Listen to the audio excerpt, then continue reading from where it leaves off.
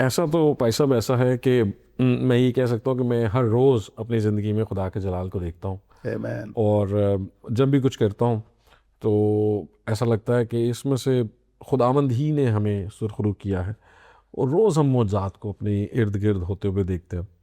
मैं अपनी वाइफ से अक्सर कहता हूँ कि मैं शादी से पहले, जब हमारी शादी होने वाली थी, तो मैं इनसे कह रहा था कि मुझे शादी से इसलिए डर लगता है चूँकि मैं बहुत, मेरी अर्निंग नहीं है, मैं कुछ अर्न नहीं कर रहा अभी। तो स्ट्रगलिंग लॉयर था, कुछ पैसे वैसे होते नहीं थे पास, तो वही माँ बाप की जो तरफ से पॉकेट मनी मिलती थी वही थी। तो उन्होंने शादी तय कर दी। तो मैंने इनसे कहा था कि मेरी इनकम नहीं है तो मुझे डर लगता। और अब इस बात की गवाह है कि शादी के 10 साल होने को है, तो मैं अब किसी बात से नहीं डरता, हम्म। क्योंकि मुझे खुदावंद ने जैसे संभाला, मैं ये बात को करने में कोई आड़ महसूस नहीं करता। कि जिस दिन मेरी शादी हुई उस दिन सर मैं ऑलमोस्ट ज़ीरो इनकम थी। लेकिन जैसे ही मेरी शादी हुई, उसके उस दिन से लेकर आज दिन तक खुदावंद ने जब औलाद दी तो खुदावंद मल्टीप्लाई करता गया। कहाँ से रिसोर्स मल्टीप्लाई हो रहे थे, मुझे पता ही नहीं चलता था कि क्या हो रहा है। और ऐसा भी वक्त आया कि मैंने ऑर्गेनाइजेशंस के साथ, जिनके साथ मैं काम करता था, उनको मुझे कहना पड़ा कि अब मेरे पास और काम है, तो हम्म। मैं अब इधर कंटिन्यू नहीं कर सकता। यानी मैं मुख्तलिफ यूनिवर्सिटीज़ के साथ, ऑर्गेनाइजेशंस के साथ फिर काम करना शुरू हो गया और मल्टीप्लाई होना शुरू हो गया। आप हैरान होंगे, मुझे 2023 में एक ऑर्गेनाइजेशन की तरफ से हमें टास्क मिला कि आप प्राइम मिनिस्टर ऑफ पाकिस्तान को लेकर आएँ इस कंट्री में। तो हमने सोचा अभी कैसे करेंगे, तो मैंने दुआ की, मैंने खुदावन से दुआ की, मैंने कहा खुदावन प्राइम मिनिस्टर को कैसे लेके जाएंगे और उनको क्या कहेंगे, कन्विंस कैसे करेंगे, क्या करेंगे, वो को फॉर्मर प्राइम मिनिस्टर भी कहाँ से आएगा। मैंने कॉल की, मुझे किसी ने नंबर दिया कि ये शाहिद खकान अब्बासी साहब का नंबर है। मैंने उन्हें कॉल की, उस वक्त वो फॉर्मर प्राइम मिनिस्टर थे। तो उनसे बात हुई, उन्होंने मुझे एक मीटिंग में अपने घर बुलाया और उन्होंने कहा मैं आपके साथ जाऊँगा। And he went Awesome. All the way with me to South Korea. उसके बाद उनकी टीम आई, फिर शायद वो काकर साहब उस वक्त प्राइम मिनिस्टर थे, तो उनके साथ मिलकर हमने ह्यूमन राइट्स पे बड़ा काम किया। एनीवेज, मैं आपको बता रहा हूँ कि अगर मैं स्पेसिफाई करना चाहूँ कोई ऐसी टेस्टिमनी, तो बहुत सारी ऐसी चीज़ें। हम्म। मैं समझता हूँ सर, आपके इस मिसाली घराने का जो थीम भी है ना, जैसे आपने कहा कि मिसाली घराना फैमिली कैसे बनती, तो फैमिली क्या है, what is family? Family is the the group of people who have same DNA. Hmm. इसको हम फैमिली कहते हैं।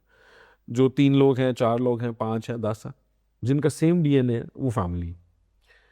मैं जब हम कलाम मुक़द्दस को देखते हैं तो खुदावंद यीशु मसीह ने अपनी खिदमत के काम में जो पहली बात कही थी वो ये कहा था कि नए सिरे से पैदा हो। तो आपको जानते हैं निकोदेमुस की एग्जांपल, Yeah. वो कहते हैं नए सिरे से क्या मतलब है पैदा हो, कैसे कोई नए सिरे से पैदा हो सकता? Hmm. Logically it's a nonsense Yeah. कि लॉजिकली कैसे कोई नए सिरे से कैसे पैदा हो। लेकिन Jesus wanted to tell people born with the DNA of God, Yeah. खुदा के बीज से पैदा हो। Yeah. तो जब आप खुदा के बीज से पैदा होंगे तो आप खुदा के फर्जंद हो जाएंगे। इससे पहले तक लोग समझते थे कि हम खुदा के फर्जंद हैं, लेकिन अब यीशु मसीह के खून के वसीला से उन्होंने हमें ये फजल दिया कि हम अपने आप को खुदा का फर्जंद कहें, हम्म। खुदा का बेटा कहें, खुदा की फैमिली कहें। Yeah. और हमें जो दुआ खुदा यीशु मसीह ने सिखाई थी उसमें था आए हमारे बाप। इससे पहले किसी बड़े से बड़े नबी ने भी ये नहीं खुदा उनको कहा कि ऐ मेरे बाप। Yeah. ये हम कह सकते हैं, हम प्रिविलेज्ड हैं, हमारे यीशु के पास वसीला से यीशु कह के सकते वसीला से हैं। Yeah. हम कहते हैं आए हमारे बाप। Hmm. So the only reason to have a peaceful prosperous life and a good family is to born with the seed of God. आप नए सिरे से पैदा, यीशु मसीह के साथ चले, यीशु मसीह को अपना सेंट्रल पॉइंट रखें। खैर, Yeah. आपने सेंट्रल पॉइंट यीशु मसीह को रखा, आपकी चीज़ें सब कुछ सेटल हो जाती। हम बड़े इनकॉम्पिटेंट से लोग हैं, हम बड़ा काम करते हैं पैसा, मैं अपने आप को बड़ा ऑर्डिनरी सा बंदा समझता हूँ। हम लोगों के लिए काम करते हैं, बहुत कुछ करते हैं, लेकिन घरेलू मामलात में हमारे पास कोई कोई इसकी कोई स्टडी थोड़ी है। हम बड़े ऑर्डिनरी से सब लोग हैं, लेकिन जैसे ही आप यीशु मसीह को लेकर आते हैं बीच में, चीज़ें खुद ही इन ऑर्डर हो जाती हैं। Yeah. आप फैमिलीज़ में, बच्चों में इस चीज़ को लेकर आए। मैं सब देखने वालों से भी रिक्वेस्ट करूँगा, आपकी बेटियां हैं, बेटे हैं,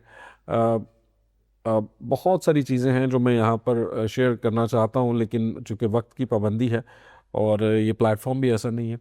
आज जब मैं आपसे बात कर रहा हूँ तो बिलीव इन मी, पाकिस्तान के अंदर Christians are in their worst state. हमारे 75 साला हिस्ट्री के अंदर आज जो मसीहों का जो इस वक्त अगर बात की जाए तो सबसे बुरे हालात में। उसकी वजूहात है, बहुत सारी वजूहात, लेकिन उसकी सबसे बड़ी वजह यह है कि हमने यीशु मसीह को किसी तरह से अपने घरानों से अलग कर दिया। हम दुआएं तो बहुत करते हैं, लेकिन मसीह हमारी फैमिलीज़ का सेंट्रल पॉइंट नहीं है। अगर let's bring back Christ in our houses, अगर यीशु मसीह आपके साथ है, आपके घरानों के अंदर हैं, आप मेहनत करते हैं, आप काम करते हैं, कमिटमेंट के साथ करते हैं, तो देयर इज़ नो वे कि आप तरक्की नहीं कर सकते। पास्टर शौकत साहब is one of the great example in Rawalpindi and Islamabad. मैं ज़रा आपको देखता हूँ, youth wants to see you. ये जो दौर है इसमें ट्रेडिशनल पास्टर्स को आई एम वेरी सॉरी बड़ा डिफ़िकल्ट है। मेरी 8 साल की बेटी है, she asked me a question. मैंने कहा बेटा बाइबल पढ़ा करो, तो बेटी ने कहा कि फर्स्ट डे गॉड ने लाइट बनाई, सेकंड डे आसमान बनाया, third day he created the other things, so fourth day he make sun moon and stars, so first day the light came from where? If sun, moon and star made fourth day, how third day vegetables grown up? So she asked. तो आपको sir मैं जब देखता हूँ ना तो आपको youth देखती है, the youngster wants to see you. Why? Because you talk about it, about the word and logically और motivationally, और जिसमें कलाम के वसीला से उनकी ज़िंदगियाँ तब्दील हों। ये ट्रेंड को आई थिंक प्रमोट होना चाहिए। आप लोगों को बता रहे हैं कि टिकटॉक का सही इस्तेमाल क्या है, यूट्यूब का सही इस्तेमाल क्या है।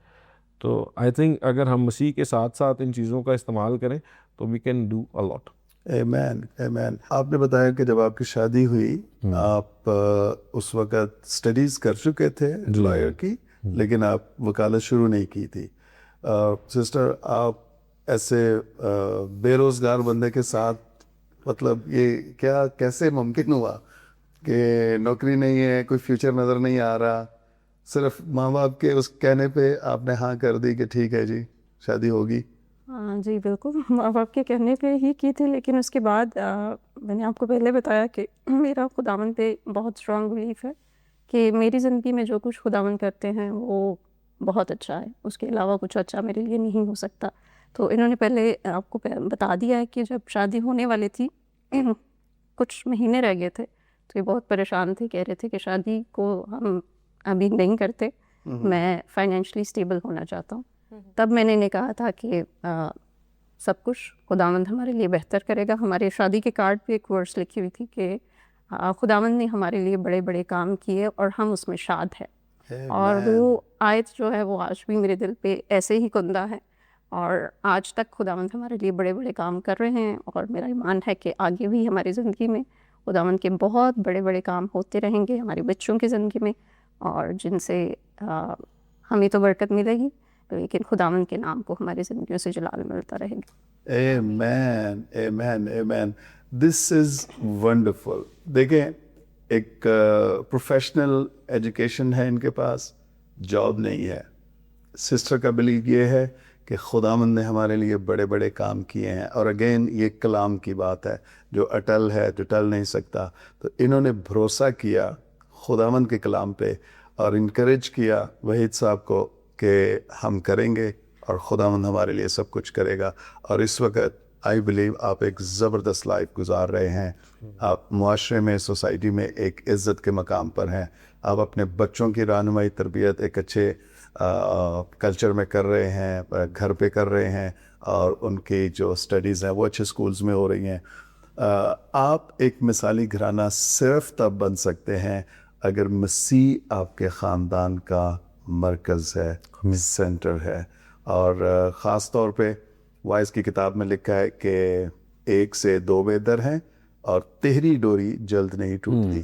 तो मैं ये बिलीव करता हूँ कि हस्बैंड एंड वाइफ 2 लोग हैं, और ये तेहरी डोरी तब बनती है जब मसीह उनके बीच में आ जाता है। फिर तेहरी डोरी नहीं टूट सकती, क्योंकि मसीह दोनों को ग्रैब किए रखता है और दोनों को अपने साथ जोड़े रखता है। और जो कुछ प्रॉब्लम्स, अटैक्स आते हैं, मसीह उनमें आपको डिफेंड करता है। प्रेज का सिस्टर, कोई मैसेज आप यूथ को देना चाहें, we would love to hear that, ताकि हमारी यूथ भी सुन सके कि वो और कहाँ पर आगे जा सकते हैं। आप चूँकि एक प्रोफेशनल लॉयर हैं, आप उस एंगल से बता सकते हैं, ऑफ कोर्स बिब्लिकली भी। और सिस्टर, आप भी एक हाउसवाइफ होते हुए, बच्चों की माँ होते हुए, आपकी एक बड़ी खूबसूरत बात आपने की कि जब बच्चा पैदा होता है तो तभी एक माँ भी बनती है, और बच्चे के साथ साथ माँ भी सीखती है। और ऑफ कोर्स ये वो एक्सपीरियंस है जो आप पहले ले ही नहीं सकते। आप मासी बन सकती हैं, फूफी बन सकती हैं, लेकिन माँ तो माँ है ना। आपने बच्चे को पैदा किया है, और जैसे जैसे बच्चा सीख रहा है वैसे वैसे माँ भी सीख रही है। तो प्लीज़ अगर आपको मैसेज देना चाहें तो। भाई साहब, मैं घरानों के ताल्लुक से अगर बात करूं तो 2016 के बाद पाकिस्तानी लॉ के मुताबिक, यानी जो क्रिश्चियन मैरिज एक्ट है, उसके अंदर एक आर्टिकल है, क्लॉज है, उसको सेक्शन 7 के तौर पे हम जानते हैं। तो वो सेक्शन 7 को जस्टिस मंसूर अली शाह साहब ने रीस्टोर कर दिया था। उसकी बहुत डिटेल है, लेकिन उसका लुबे-लुबाब ये है कि सेक्शन 7 के तहत जो क्रिश्चियन मैरिजेस हैं वो डिज़ोल्व हो सकती हैं, यानी डाइवोर्स हो सकती है, सेपरेशन हो सकती है। सेपरेशन इससे पहले भी किसी तरह से मुमकिन थी, लेकिन हम सब जो मसीही हैं वो इस बात को मानते हैं कि क्रिश्चियन मैरिज डिज़ोल्व नहीं हो सकती। यानी क्रिश्चियन मैरिज एक दफ़ा जब ये कायम हो जाती है, ये एक इंस्टीट्यूशन है, ये कोई सोशल कॉन्ट्रैक्ट नहीं है। दुनिया में मैरिज को सोशल कॉन्ट्रैक्ट समझा जाता है, और दो लोग एक कॉन्ट्रैक्ट के तहत बन जाते हैं और जब मर्जी उसमें से निकल भी जाते हैं। क्रिश्चियनिटी में it's a sacrament, it's not a social contract. इसके अंदर जैसे भाई साहब आपने कहा कि दो लोगों के दरमियान नहीं, ये तीन लोगों के दरमियान। निकाह के वक्त भी हम ये बात करते हैं। तो हम खुदा दुल्हा है, दुल्हन है, और खुदा यीशु मसीह है, तो खुदावंद है जिसके ज़रिया से ये शादी बनती है। तो मैं अफसोस के साथ ये कहना पड़ता है कि उसके बाद से लेकर अब 2010 साल के अंदर हमारे, सिर्फ मैं अगर आपको रावलपिंडी डिस्ट्रिक्ट की बात करूं तो यहाँ पर मैरिजेस की जो डिसोल्यूशन के केसेस हैं उनमें तकरीबन 150% इजाफा है। और पंजाब और पाकिस्तान को अगर आप देखें तो ये भी तकरीबन 80 to 90% इसमें इंक्रीज़ है। जो सेकंड मैरिजेस हैं या डिसोल्यूशन ऑफ मैरिजेस हैं, ऑल्दो मुझे 10-11 साल हो गए वकालत के शोबे से मुंसलिक हुए, और मैं बड़ा प्राउडली इस बात को करता हूँ कि मैं आज तक किसी भी फैमिली कोर्ट में डाइवोर्स के लिए अपेयर नहीं हुआ। और मैं इस ईमान को रखता हूँ अपने अंदर कि क्रिश्चियन होते हुए डिसोल्यूशन ऑफ मैरिज नहीं हो सकती, और उसकी अगर कोई बहुत हतुल वसा ऐसी स्टेज है जिस पे कोई करना पड़ता, तो वो इख्तियार कोर्ट के पास नहीं, वो चर्च के पास है। तो चर्च के अंदर हमारे पास एक कैनन लॉ है, उसको अप्लाई किया जाए और उसके ज़रिए से इसको इम्प्लीमेंट किया जा सकता। तो मैं अपने यूथ के यंगस्टर से जो अब ख़ास तौर पे इस जनरेशन में शादी करेंगे, मैं आपसे रिक्वेस्ट करूँगा कि प्लीज़ अपनी क्रिश्चियन नॉर्म्स और वैल्यूज़ को ज़रूर याद रखें। माँ बाप से रिक्वेस्ट करूँगा कि जब आपके बच्चे शादी के करीब आते हैं तो प्लीज़ उसमें ना जाया करें कि औलाद नहीं है, या औलाद है तो लड़का क्यों नहीं है, बेटियां क्यों हैं, दूसरी शादी की तरफ जाया जाए, डिसोल्यूशन की तरफ मैरिज के जाया जाए। किसी तरह से लड़ाई झगड़े ना चाह के बराए मेहरबानी इसको सॉल्व करें, और ये जिम्मेदारी सबसे ज़्यादा हस्बैंड एंड वाइफ के ऊपर है। आप खुद उसको सॉल्व करें, और अगर उनके पेरेंट्स भी किसी तरह से इसमें आते हैं तो प्लीज़ उस बेटी को जो आपके घर में है बहू के रूप में, उसको बेटी समझें, और जो आपके घर से जाती है उसको भी अपनी बेटी समझे, ताकि जब ये फैमिलीज़ हमारे यहाँ, ये बड़ा खूबसूरत कल्चर है जो ऐसा नापैद होता जा रहा है। ये खैर एनीवेज ये कहीं और निकल जाएगी गुफ्तगू, बट ये जनरेशन के अंदर अब जो अब जेन जी और इस तरह की जनरेशन आ रही है आगे, आपके लिए ज़रूरी है क्रिश्चियन नॉर्म्स एंड वैल्यूज़ को प्लीज़ समझिए और मसीह को दरमियानी रखें, तो आपकी ज़िंदगियाँ बेहतर होंगी, आप कामयाब होंगे, तरक्की करेंगे। अपने आप को रिलीजियस माइनॉरिटी ज़रूर हम समझते हैं, लेकिन हम अपने आप को किसी से कम नहीं समझते। हम तादाद में सिर्फ कम हैं, तो बजाय किसी कोटे में और अपने आप को डिसेबल किसी चीज़ के लिए समझना ज़रूरी नहीं है। Let's be more enthusiastic, let's be more progressive, positive, और हम ना सिर्फ अपने घरानों के लिए, माशरे के लिए बहुत कारआमद साबित हो सकते हैं। Thank you very much. खुदा आपको बड़ी बरकत दे। जिस तरह वहीद साहब ने बताया और उन्होंने बहुत सी अच्छी एडवाइजेज़ दी, उसी तरह मैं अपनी सिस्टर अनम से जानना चाहती हूँ कि as a mother, as a wife, आप जो दुनिया में हमारे मसीही घराना और बाकी लोग भी देख रहे हैं, आप उनको क्या एडवाइस दे रही हैं, क्या देना चाहती हैं? और दूसरा ये कि जो बहुत इशू हमारे फैमिलीज़ में है बेटियों को लेके, तो आप उसको किस तरह से देख रही हैं और उसको लेके आप क्या एडवाइस देना चाहती हैं कि आगे आने वाली जो हमारी मसीही घराना की औरतें हैं, उसको अगर ऐसा कोई चैलेंज है जो वो देख रही हैं या फेस कर रही हैं, उनके लिए कोई आप कोई भी एडवाइस देना चाहती हैं तो ज़रूर दें। सबसे पहले तो मैं आपको ये बताना चाहती हूँ कि खुदावंद ने हमें 4 बहुत खूबसूरत बेटियाँ दी हैं, जिससे हम बहुत खुश हैं। ना कभी वहीद की तरफ से मुझे कोई ऐसा प्रेशर फ़ील हुआ है, ना मेरे इन-लॉज़ की तरफ से। सास ज़्यादा तंग करती हैं, लेकिन मेरी सास बहुत अच्छी हैं, वो फूफू भी हैं मेरी, तो ना कभी उनकी तरफ से मुझे ऐसा कोई प्रेशर फ़ील हुआ कि वो मुझे तंग कर रही हैं कि मेरे पास बेटा नहीं है। मुझे 4 बेटियाँ खुदा ने दी हैं। लेकिन इस सब के बावजूद भी माशरे की तरफ से एक प्रेशर औरत पे ज़रूर होता है। हाँ, शायद थोड़ा बहुत बदल गया हो पहले के हिसाब से, लेकिन आज भी जब हम किसी को बताते हैं कि हमारी 4 बेटियां हैं, तो उनके माथे पे एक शिकन सी नज़र आती है। और साथ ही ये ज़रूर कह देते हैं, बेटा नहीं है, चलो खैर है, कोई बात नहीं, खुदा बेटा भी देगा। तो मुझे ये चीज़ अजीब लगती है कि लोग क्यों ऐसा कहते हैं। बाइबल मुक़द्दस में लिखा हुआ है कि औलाद खुदा की तरफ से मिरास है। ये तो नहीं लिखा कि सिर्फ बेटे खुदा की तरफ से Awesome. मिरास हैं और बेटियां Awesome. हमारे लिए ज़हमत हैं। तो ऐसा बिल्कुल भी नहीं है। और मुझे कभी भी ऐसा नहीं फ़ील होता कि बेटियां किसी भी तरह हमारे लिए बोझ है, क्योंकि हम खुद 5 बहनें और 1 भाई हैं। तो मेरी माँ ने कभी भी एक लम्हे के लिए भी हमें ये फ़ील नहीं कराया कि हम उन पे बोझ हैं। तो फिर मैं कैसे ये फ़ील कर सकती हूँ कि मेरे लिए खुदा ने इन बेटियों को बोझ बना के भेज दिया। तो मैं आपके शो के ज़रिए से लोगों को ज़रूर ये कहना चाहती हूँ कि जब एक औरत माँ बनने के अमल से गुज़र रही होती है ना, तो वो बहुत प्रेशियस टाइम होता है। वो उसके अंदर बहुत से चेंजेस आ रहे होते हैं, तो उसको वो टाइम फुली तौर पे एंजॉय करने दिया करें। ये सवाल उसके जहन पे डाल के कि बेटा हो रहा है या बेटी हो रही है, उसको एक बोझ में मत डालें। वो परेशान हो जाती है, वो उस चीज़ को फुली तरीके से एंजॉय नहीं कर सकती। तो आप इस बरकत को पूरी खुशी के साथ लेने दें उस औरत को, और इस चीज़ से उसे आज़ाद कर दें कि वो इस तजस्सुस में पड़ जाए कि अब बेटा हो रहा है या बेटी हो रही है। मेरी जब चौथी बेटी अभी पैदा हुई, वो भी 1 साल की है। तो जब मुझे हॉस्पिटल जाना था, हॉस्पिटल जाने वाली थी, तो एक ख़बर मेरे सामने से गुज़री कि लाहौर में एक औरत ने, उसकी तीसरी बेटी पैदा हुई है। तो शायद उसके घर में लड़ाई झगड़े हो रहे होंगे, उसके सास ससुर या उसके हस्बैंड उसको तंग कर रहे होंगे। उसने बेटी को जन्म देते ही उसी हॉस्पिटल की छत से छलांग लगा दी, खिड़की से। Oh my God. तो इस तरह के अब आज भी हमारे माशरे में मिसालें हैं, लेकिन मैं बहुत शुक्रगुजार हूँ खुदावंद की कि खुदावंद ने हमें बेटियां दी हैं। वहीद उनको बहुत प्यार से रखते हैं, एक बहुत अच्छे फादर हैं, और कभी भी ऐसा नहीं लगता कि हमारी ज़िंदगी में किसी भी चीज़ की कमी है। तो बाकी लोगों को भी इस चीज़ का एहसास होना चाहिए, ना बेटियों को ये एहसास दिलाएं कि वो किसी भी तरह से लड़कों से कम है। हमारी बेटियां हैं तो वो बेटों से बढ़कर हमारे लिए हैं, और वो कामयाब वैसे ही होंगी जैसे अगर बेटे होते तो वो होते। Thank you. Amen. Amen. Amen. This is a wonderful couple जिन्होंने कभी भी इस मौजू पे लड़ाई झगड़ा नहीं किया। वैसे भी कह रहे हैं कि हमारी कभी लड़ाई नहीं हुई, लेकिन ये एक बड़ा हॉट इशू है कि यार हमारी सिर्फ बेटियां हैं, बेटा नहीं है। और अक्सर जो हमारा जो पुराना माइंडसेट है जी, बेटे जो है वो सहारा बनते हैं।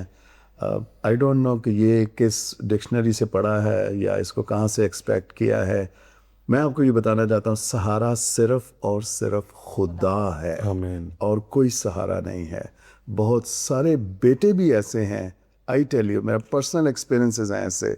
मैंने बहुत सी काउंसलिंग्स की हैं जो माँ बाप को मारते हैं और उन्हें अपने घर में रखना पसंद नहीं करते। एक वो पंजाबी का पता नहीं गीत है कि गाना है, पुत वंडाउन ज़मीना तियां दुख वंडाउन। वाह वाह वाह। ठीक है, वो बेटे तो ज़मीनें बांटते हैं ना, ये मेरा हिस्सा, ये मेरा हिस्सा, लेकिन बेटियां दुख बांटती हैं। और मेरी एक बेटी है, आई टेल यू, मतलब जो उसका जो हुस्न है, उसका जो प्यार है, जो अफेक्शन मेरे साथ है, वहीद भाई, I mean you have 4 daughters, आप चारों तरफ से घिरे हुए हैं कि ना बेटियों की मोहब्बत से, मुझे सिर्फ एक साइड से आ रही है, बट ये इसका एक जो लुत्फ है, जो खूबसूरती है, जो खुदा ने जो एक अफेक्शन क्रिएट किया ना पेरेंट्स और बेटी के बीच में, उसका कोई और ऑल्टरनेट है ही नहीं है दुनिया में। तो मैं आपको इनकरेज करना चाहता हूँ, ये कपल भी एक बहुत ही ज़बरदस्त फैमिली लाइफ गुजार रहा है 4 बेटियों के साथ। ये खुश हैं और अपनी बेटियों का एक बेहतरीन फ्यूचर देख रहे हैं। इस बात पे ये कभी नहीं लड़े। और ख़ास तौर पे जो सिस्टर ने एक बात कही है कि जब आपकी बेटियां प्रेग्नेंट हैं, वो एक्सपेक्ट कर रही हैं, मत उन्हें प्रेशराइज करें कि बेटा होगा या बेटी होगी। ना तो आपने खुदा को कोई डिपॉजिट दिया है, ना उस लड़की ने कोई दिया है, तो ये तो खुदा की तरफ से है। बेटा दे खुदा या बेटी दे, हम कुछ भी लड़के खुदा से नहीं ले सकते हैं। और एक खूबसूरत बात जो सिस्टर ने ज़बूर का रेफरेंस कोट किया कि औलाद खुदा की तरफ से मिरास है, बेटे या बेटी नहीं लिखा वहाँ पर, औलाद लिखा है। तो औलाद जो है वो मेल फीमेल बोथ जेंडर्स जो हमें खुदा की तरफ से मिले। Hallelujah, praise God. हम ईमान लाते हैं कि ये एपिसोड भी आपके लिए, आपके घराने के लिए, आपके ज़वाज के लिए, आपके ख़ानदानों के लिए बहुत ही बाबरकत, मोटिवेशनल और इनकरेजमेंट का सबब बनी है। हम ये रिक्वेस्ट करेंगे कि आप इस एपिसोड को ज़रूर अपने फ्रेंड्स एंड फैमिली के साथ शेयर कीजिए, ताकि बहुत सारे लोग जो अपनी ज़िंदगियों में जो प्रोफेशनल करियर्स को सीख कर रहे हैं, जो अपनी एक अच्छी अज़दवाजी लाइफ बनाना चाह रहे हैं, वो मियाँ बीवी जो आपस में लड़ रहे हैं, वो अपने अज़दवाज को बेहतर बनाना चाहते हैं, आप ज़रूर ये एपिसोड उनके साथ शेयर कीजिए। आप हमारे यूट्यूब चैनल मिसाली घराना को भी सब्सक्राइब कीजिए, इन वीडियोस को शेयर कीजिए, सब्सक्राइब करके बेल आइकन को ज़रूर दबाइए ताकि नई वीडियोस की नोटिफिकेशंस आप तक पहुंच रहें। Thank you very much. God bless you all.